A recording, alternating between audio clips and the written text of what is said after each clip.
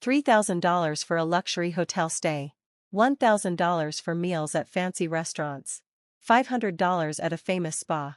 What is all this? I glanced at the credit card statement, something I usually leave for my husband to handle. The list of expenses was shocking, huge amounts for reservations during the same time period. These weren't ordinary expenses, they were dates. My husband, who's on the PTA board at our daughter's middle school, had told me he was going on a retreat. Even though I'm not involved with the PTA, I could easily figure out what this really meant. Glenn became a stay-at-home dad so I could focus on my demanding job as a nurse. Thanks to him, I've been able to work long hours at the university hospital without worrying about the house or our daughter. I thought he was the perfect husband, selfless, devoted, but now, I realize his intentions might not have been so noble. Quietly, I took something and slipped it into his wallet. Then, I made a phone call. He'll be leaving in a week, likely full of excitement. I hope this trip will be unforgettable for him. My name is Maggie. I work as a nurse at a university hospital, where my schedule is so packed that days and nights blur together. The only reason I can keep going is because of Glenn, my husband. He always supported my career, even when I struggled to balance work and marriage. He decided to stay home and take care of everything so I could pursue my dream job. Glenn even joined the PTA at our daughter Sasha's school. Ignoring any judgment from others about being a stay-at-home dad, Sasha was proud of him, and so was I. As the breadwinner, I worked hard to support my family. But one day, I got a call from the credit card company. I had recently changed the debit account, and the payment hadn't gone through, causing an overdraft. Ugh, how did I forget this? I quickly opened my credit card statement to fix it. Normally, I leave all the finances to Glenn, so I hadn't looked at the statement in years. What I saw nearly made my heart stop. The total amount on the statement was shocking. I panicked, trying to figure out what I could have spent so much on. But no matter how hard I thought, I couldn't recall buying anything extravagant. I decided to dig deeper into the details. That's when I noticed a long list of purchases I didn't remember making: designer clothes, famous perfumes, a luxury watch brand. I liked those brands, but I hadn't bought anything from them. For a moment, I wondered if Glenn, who also had access to the credit card, might be planning a surprise, but I hadn't received anything from him. What stood out the most was the timing. All the purchases were made on Wednesdays. Wednesdays were the nights I worked late shifts, and it also happened to be the day Glenn attended PTA board meetings. What was going on? I decided to confront him as soon as I got home. Feeling anxious, I rushed back, but just before I reached the house, I heard someone call out. "Hi, Maggie, long time no see, coming back from work?" It was Tara, a fellow PTA member and one of the few moms I knew from school. "Oh, hi, long time," I replied awkwardly. "Thanks for always helping Glenn. I hope he's not too much trouble." I didn't know what else to say, so I just went with something neutral. She laughed and lightly patted my shoulder, teasing me about being distant. But as she moved closer, I caught a whiff of her perfume. It was a familiar scent, the exact one from the brand I'd noticed on the credit card statement. I'd wanted to buy that perfume for myself, but never did. I remembered the scent clearly. "Smells nice. Is that the one I wanted? Did you get it?" I asked, not even sure why I said it. Was it jealousy? Curiosity? I felt foolish for even bringing it up. Still, the timing nagged at me. The purchases were all made on Wednesdays, and now here was a PTA mom wearing that same perfume. My mind started spinning with uneasy thoughts. Tara didn't notice my suspicion. She just smiled and said cheerfully, "Oh, this? It was a gift. It was our anniversary recently." She laughed, looking genuinely happy. "That's so sweet. You two must be really in love," I replied, trying to sound casual. We chatted a bit more, then said goodbye. I felt relieved. It made sense. She got the perfume as a gift for her anniversary. Tara was always so bubbly and cheerful, even after becoming a mom. She talked about her anniversaries with such warmth. But then, something clicked. She didn't say husband. I froze in my tracks, replaying the conversation in my mind. Then, without thinking, I turned back to where I'd left her. But she was gone. The thought of following her was overwhelming. Could it be? Was there something going on between her and Glenn? That small seed of doubt grew into something I couldn't ignore. The following Wednesday, my family sent me off to work as usual. But I had other plans. I asked my colleagues to let me leave early without telling Glenn. If he knew, it would ruin everything. I waited near our home, watching from a distance. Not long after, my mother-in-law arrived to watch Sasha, and Glenn left for his PTA meeting. Everything seemed normal. I followed him to the school, where the board meeting took place. It lasted about half an hour, and then most members left quickly, but Glenn was the last to leave, walking arm in arm with Sarah. They were holding hands, their fingers intertwined, and gazing into each other's eyes. They headed straight for a hotel. I followed just a few steps behind, unnoticed. Tears streamed down my face as I watched. I had trusted him, I had loved him. Was my hard work just a convenience for him to do this? Standing there, crushed by betrayal, I checked my phone. The latest credit card charge confirmed the hotel bill he had just paid. Hours later, they came out of the hotel, smiling and happy. I didn't cry anymore. Instead, I calmly took pictures of them together. My heart had already turned cold.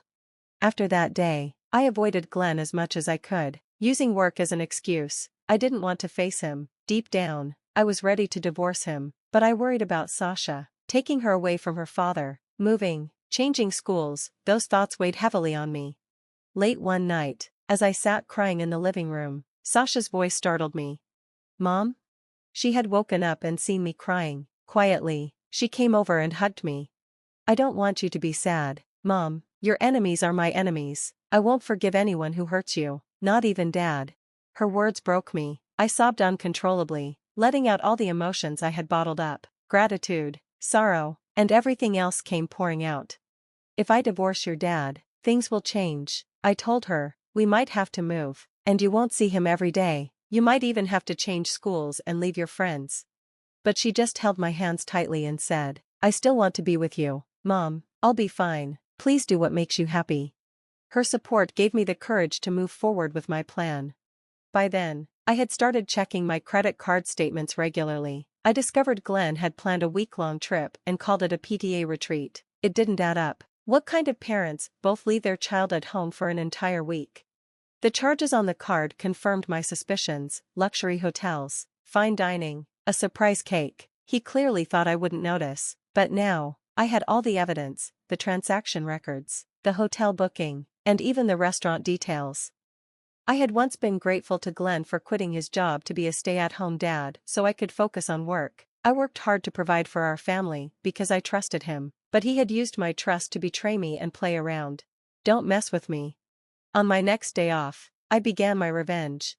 First, I called the hotel and restaurants he had booked, pretending to be his wife, which I was. I canceled all the reservations. The staff didn't suspect a thing. Later that night, I took his wallet from the living room. Inside was his only credit card, the one linked to our family account. I swapped it with an expired card and put the wallet back where I found it. He rarely used his card, so he wouldn't notice right away. Now, the wheels were in motion. Glenn's credit card had been renewed 6 months ago, but I had never thrown out the old one. My laziness paid off. I was amazed at myself for still having it. The expired card looked identical to the new one, but it wouldn't work if used. It only needed to fool him until he was far from home. "I'm leaving now," Glenn said with a big smile. "We're going to have lots of discussions to make the school better. Sasha, take good care of your mom, okay?" Sasha and I smiled back, waving him off. I could have slapped him, but instead, I felt oddly calm. This was the last time I would ever see him. "Let's get started," I said. "Yes," Sasha replied with determination. The moment he was out of sight, our smiles disappeared. We sprang into action, packing our belongings as quickly as possible. The movers arrived shortly after, and thanks to their efficiency, we were moved into our new home in no time. "Excuse me, where should these boxes go?" one of the movers asked. "Oh, don't worry about them, just leave them there," I replied. The boxes were all Glenn's belongings. Another moving company arrived to pick them up and deliver them elsewhere. By the time we were done, the house was completely empty. In the living room, where we had shared so many memories, I left a stack of credit card statements and the photos I had taken of him and Sarah. Next to them were my wedding ring, now meaningless, and the signed divorce papers. As I finished up, I noticed a flood of missed calls on my phone, all from Glenn. He must have realized something was wrong during his trip. Too bad for him. to avoid his interference. I claimed to be busy with emergency surgeries at the hospital. I let my phone vibrate endlessly in a drawer until the call stopped. By the time I checked again, my call history was cleared. Sasha and I couldn't help but laugh at how smoothly it was going. "Oh, right. I should make one last call," I said. "Yeah, that's a good idea," Sasha replied with a grin. Together, we made the call. Later that week. "What's going on here, Maggie, Sasha, anybody home?" Glenn came back from his week-long affair, still in a cheerful mood, but his smile faded when he saw the empty house. He froze, staring at the divorce papers, the photos, and the credit card statements I had left behind. He tried calling me over and over, but, of course, I had blocked him. Then his phone rang. The number was unfamiliar. Hoping it was me, he eagerly answered. "Hello, Maggie, is that you? What the hell have you done?" I was forced to pay for all the bookings I'd already prepaid online, and my credit card expired. "Do you have any idea how humiliating this was? I had to borrow money from everyone. This is harassment. It's Tara's fault I'm in this mess. Now I have to figure out how to pay them all back." On the other end of the line was a calm, commanding voice. "Oh, did you borrow $5,000 from each of them? That's quite a lot of money. You must have had an extravagant trip. I hope Tara didn't cause you too much trouble." Glenn turned pale. The voice wasn't mine, it belonged to Tara's husband. He stammered but couldn't find any words to defend himself.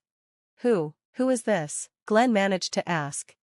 "I'm so glad you remember me," the man replied. "Yes, this is Tara's husband. I know all about you and her. I'll be demanding alimony from her, and I'll make sure neither of you escapes the consequences of this."